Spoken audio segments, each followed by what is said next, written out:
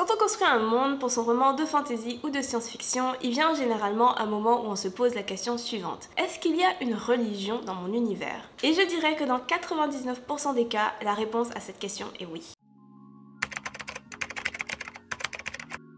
Bonjour à tous, j'espère que vous allez bien. On se retrouve aujourd'hui pour parler de l'un de mes aspects préférés du world building, la création de religions. Il est très rare de créer un univers fantastique sans aussi créer une ou des religions. Généralement, là où il y a des humains ou des créatures qui se comportent un petit peu comme des humains, il y a aussi des mythes et des croyances. Mais par où commencer? Une religion implique souvent beaucoup d'éléments.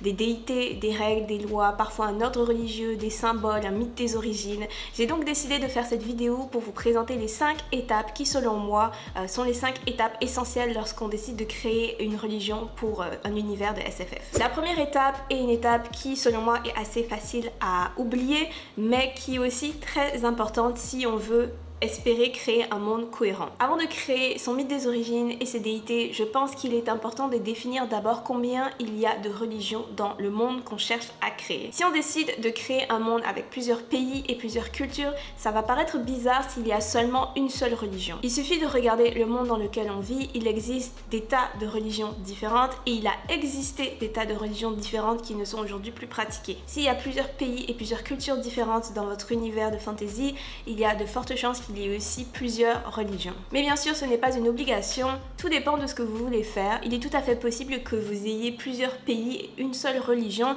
mais dans ce cas-là, probablement que vous aurez à l'expliquer. Par exemple, dans ma série La Semeuse de Vent, il y a plusieurs régions qui partagent la même religion. Il y a une raison à cela, ces peuples ont été forcés d'adopter cette religion. Ces peuples ont donc d'anciennes croyances et d'anciens mythes qui continuent encore de les influencer même s'ils ne pratiquent plus leur religion d'antan. Il vous est aussi possible de créer une seule religion mais de faire en sorte qu'elle soit interprétée différemment en fonction du pays ou de la région. C'est un phénomène que l'on peut observer dans notre monde avec par exemple les différents courants du christianisme. Bref, lors de cette première étape, il sera important de bien définir le nombre de religions que vous voulez avoir dans votre monde. La deuxième étape est probablement l'étape la plus fun et la plus importante de toutes. Maintenant que vous savez combien il y a de religions dans votre monde, vous pouvez commencer à définir ces religions et à dire exactement comment elles fonctionnent. Donc pour commencer, pour chaque religion, il va falloir définir les déités et qu'est-ce qu'elles représentent pour les croyants. La première question à se poser est donc bien sûr, est-ce que la religion est monothéiste ou polythéiste? Vous pouvez aussi vous demander s'il y a même un dieu dans votre religion parce que c'est aussi possible de créer des religions sans divinité. À nouveau, tout dépend de ce que vous voulez faire. C'est ça qui est super avec la SFF et le world building. On peut faire littéralement ce qu'on veut du moment que ça reste cohérent. Une fois que vous savez combien il y a de dieux, vous pouvez commencer à définir qu'est-ce qu'ils représentent pour les croyants. Donc pourquoi en gros ces dieux sont vénérés? Il peut y avoir plusieurs raisons à cela. La plus courante est parce que les dieux sont omniscients et omnipotents et qu'ils ont créé les humains. Il est tout à fait possible que vos dieux soient très proches des humains en termes de capacité, donc qu'ils soient très limités dans ce qu'ils peuvent faire. Par exemple, dans votre religion, les dieux pourraient être d'anciens humains qui sont devenus des dieux parce qu'ils ont accompli des actions extraordinaires quand ils étaient humains. À ce moment-là, ces dieux anciens humains restent assez proches des humains en termes de capacité et de personnalité, mais ils peuvent être vénérés justement parce qu'ils ont accompli des exploits lorsqu'ils étaient encore humains. J'ai l'impression que ça c'est le plot de quelque chose. Je vais mettre une image ici. Il est aussi possible que vos dieux soient respectés parce qu'ils ont le pouvoir de créer de grosses catastrophes. Par exemple, vos marins pourraient décider de vénérer le dieu du ciel parce qu'ils craignent les tempêtes. Vous avez le choix entre créer un dieu menaçant que l'on vénère parce qu'on le craint ou un dieu protecteur que l'on vénère pour avoir sa protection.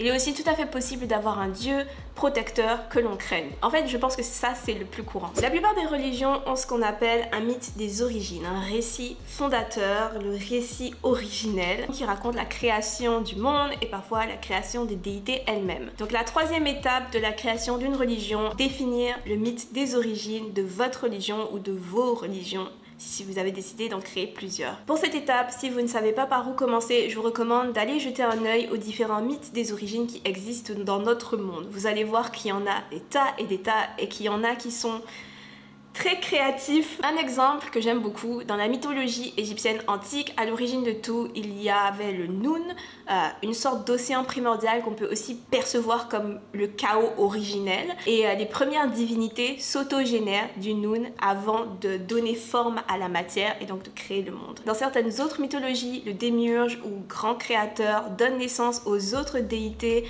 en les nommant ou alors à partir d'une partie de lui. Un mythe des origines peut être intéressant parce que généralement il révèle ce qui peut être important pour un peuple. Par exemple, dans le cas de la mythologie égyptienne antique dont je viens de vous parler, le monde a émergé du Noun. Cet océan primordial est souvent associé au Nil, ce qui montre que le fleuve, le Nil, était très important pour les Égyptiens antiques. Dans le cas d'une culture où le dieu créateur aurait donné naissance au monde en nommant les choses, cela peut révéler que les mots et le langage sont très importants pour la culture en question. Dans une culture où une chanson aurait créé le monde, on comprend que la musique et le chant sont très importants. Donc en définissant un mythe des origines, on peut déjà définir les éléments culturels et les valeurs qui sont importants pour les croyants. Autre chose qui peut être super intéressante dans un roman de fantasy ou même dans un roman de science-fiction, c'est si le mythe des origines n'est pas tout à fait exact, donc c'est surtout un mythe, mais qu'il y a des éléments qui sont vrais dans le mythe des origines. Ça peut être un jeu super amusant à jouer. On peut se servir du mythe des origines pour laisser des indices sur ce qui va arriver après dans l'histoire. D'ailleurs, un mythe des origines n'est pas forcément juste lié à la religion. Wikipédia décrit les récits originels comme des explications ou croyances qui peuvent dériver d'investigations scientifiques, de spéculations métaphysiques ou de croyances religieuses. Donc, dans les mythes des origines, il peut y avoir du vrai comme il peut y avoir du faux. La quatrième étape concerne d'ailleurs les valeurs principales qui sont véhiculées par la ou les religions de votre univers fantasy. Toutes les religions prônent certaines valeurs, par exemple le respect des aînés, la gentillesse, la piété, le patriarcat, l'honneur, etc. Quelles sont les valeurs que les religions de votre monde véhiculent? Une autre question que l'on peut se poser, qu'est-ce qui est important pour les peuples de votre univers fantasy? À noter qu'il est possible qu'une religion prône quelque chose et que le peuple fasse le contraire. Dans l'univers de la semeuse de vent, en théorie, la religion prône l'égalité entre tous, mais en pratique, il y a beaucoup de discrimination. La façon que j'ai décidé d'expliquer ça, c'est que la religion a été imposée à la plupart des territoires du monde de la semeuse de vent. Comme je vous l'ai expliqué, ces peuples ont été forcés d'adopter cette religion, mais ils avaient déjà leurs propres croyances et leur propre religion avant.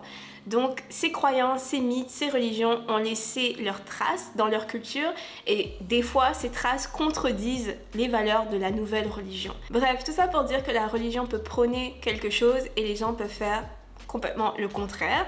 Mais si la religion est très importante dans la société que vous décidez de construire, pour rester cohérent, il faudra donner une raison à pourquoi les gens font le contraire en fait de ce que la religion prône. D'ailleurs, sur ce point, autre question qui peut être importante de se poser, c'est quelles sont les conséquences si les gens décident de faire le contraire de ce que la religion leur dit de faire. Enfin, une dernière question, comment votre religion perçoit-elle les autres religions et les autres cultures? Est-ce que les peuples qui suivent cette religion acceptent en fait les autres formes de religion ou est-ce qu'ils pensent que leur religion est la seule qui est la bonne et que toutes les autres devraient être éradiquées? S'ils ont un point de vue négatif sur les autres cultures et les autres religions, cela peut entraîner de la xénophobie et des discriminations. Donc, il y a là matière à réflexion. La dernière étape dans la création d'une religion concerne l'organisation de la société. Si on fait bien les étapes 1, 2, 3 et 4, on a une assez bonne idée des déités, des valeurs, de la mythologie, de la religion. Maintenant, c'est le moment de s'intéresser à la manière dont cette religion est structurée dans la société. Donc finalement, comment cette religion est pratiquée. Dans la liste des questions qu'on peut se poser, où est-ce que les gens vont prier? Donc est-ce qu'il y a des édifices religieux dans votre univers? Est-ce qu'il y a des édifices religieux dans votre religion? Est-ce que les gens vont prier dans un temple, dans une église, dans une mosquée? Bref, où est-ce que les gens vont s'ils veulent se recueillir et s'adresser aux dieux? Est-ce qu'il y a aussi un ordre religieux et des figures religieuses? Donc est-ce qu'il y a besoin d'avoir une figure religieuse qui vient aider ou guider les gens? Est-ce qu'il y a aussi des textes religieux ou un texte religieux que les gens doivent suivre? Un texte religieux qui présente les valeurs et les règles et le mythe des origines associés à la religion. Vous l'avez compris, la question qu'on se pose ici est vraiment comment est-ce que les gens pratiquent cette religion. On peut décider qu'il y a des fêtes religieuses obligatoires, on peut aussi décider que les gens ont besoin de faire une offrande tous les week-ends par exemple. L'idée ici c'est aussi de se demander à quel point la religion est présente dans la vie des croyants. Est-ce que la religion en fait régit toutes les activités de la société? Est-ce que la religion a aussi un lien avec le gouvernement, ou est-ce qu'il est assez possible de passer outre la religion et de vivre une vie non religieuse? Si toutes les étapes de la vie d'une personne, comme par exemple les anniversaires, les cérémonies de passage à la vie adulte, les cérémonies mortuaires, les mariages, etc., si toutes ces étapes-là sont régies par la religion, ça va être difficile pour une personne non croyante d'exister dans votre univers. Aussi, si vous décidez qu'il y a un ordre religieux dans votre monde, ça peut être intéressant de réfléchir à comment il fonctionne. Est-ce qu'il est associé au gouvernement? Comment est-ce qu'on le rejoint? Quelle est exactement sa fonction dans la société? Et comment est-ce que la société, donc les gens qui ne font pas partie de cet ordre religieux, perçoit cet ordre religieux? Et voilà, on a fait le tour des 5 étapes. Avec ces 5 étapes, je pense qu'on obtient d'assez bonnes bases pour continuer son world building. Évidemment, il y a plein de choses, plein de détails qu'on peut peaufiner, qu'on peut ajouter, plein de choses que j'ai pas mentionnées, comme par exemple les symboles, les tenues religieuses, certains rituels ou cérémonies. On pourrait encore continuer à développer, mais comme pour beaucoup de choses avec le world building, des fois il faut savoir se dire stop et commencer à écrire son livre. Mais avec ces 5 étapes, je pense qu'on obtient les éléments essentiels en fait pour créer une religion intéressante. Si vous pensez que j'ai oublié quelque chose, n'hésitez pas à me le dire dans les commentaires juste en dessous. Merci beaucoup d'avoir regardé cette vidéo jusqu'ici. J'espère qu'elle vous aura plu, j'espère qu'elle vous aura été utile. Si vous l'avez aimé, n'hésitez pas à liker, à commenter, à partager. On se retrouve très vite. Portez-vous bien tout le monde. Bye. Pourquoi on entend la police comme ça? Ok, c'est bon. D'ailleurs, c'est parce que j'ai dit des bêtises.